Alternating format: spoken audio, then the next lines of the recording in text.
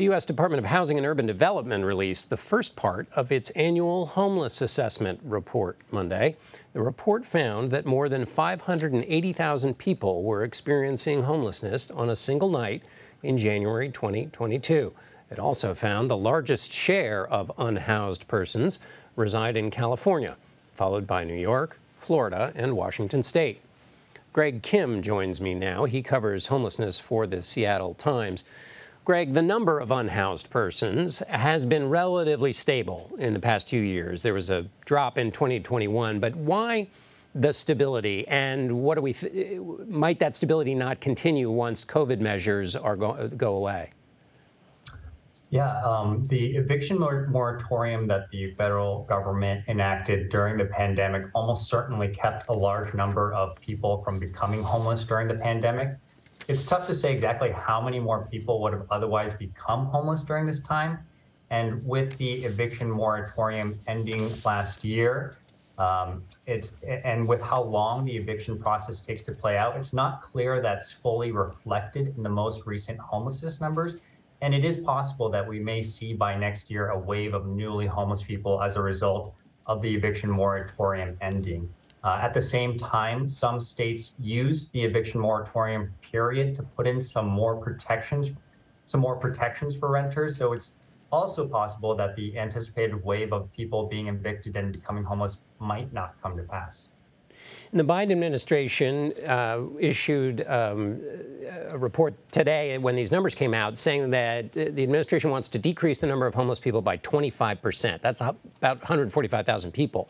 How are they going to make that work? It's not entirely clear based on the plan that was released today where that reduction, where that 25% will come from. So the plan that was released by the U.S. Interagency Council on Homelessness today establishes a federal framework on homelessness, and it looks similar in some ways to what some local communities on the West Coast that are following best practices have already established. And so there's three strategies for that from that plan. The first is focusing on racial equity and homelessness. Homelessness disproportionately impacts Black, Native American, and Alaskan Native, and Hispanic people and LGBTQ communities. So there's a focus on affecting those disproportionalities. Another strategy is improving the data on homelessness and developing best practices. And the final strategy is collaboration between different federal agencies and between the federal and local governments. Now, this is something that local governments have been asking for and may make a big difference in places that don't already have a robust homelessness system or have yet to establish best practices. But it's like I mentioned, it's not clear where exactly that reduction, that 25% reduction, will come from without additional federal resources.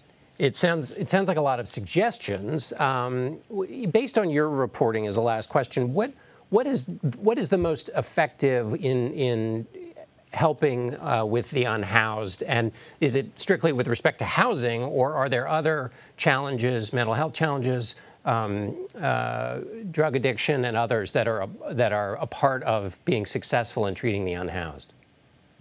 I think a helpful place to look is veteran homelessness. It's an area that the Biden administration is currently pointing to, saying, look, we've already seen success on homelessness.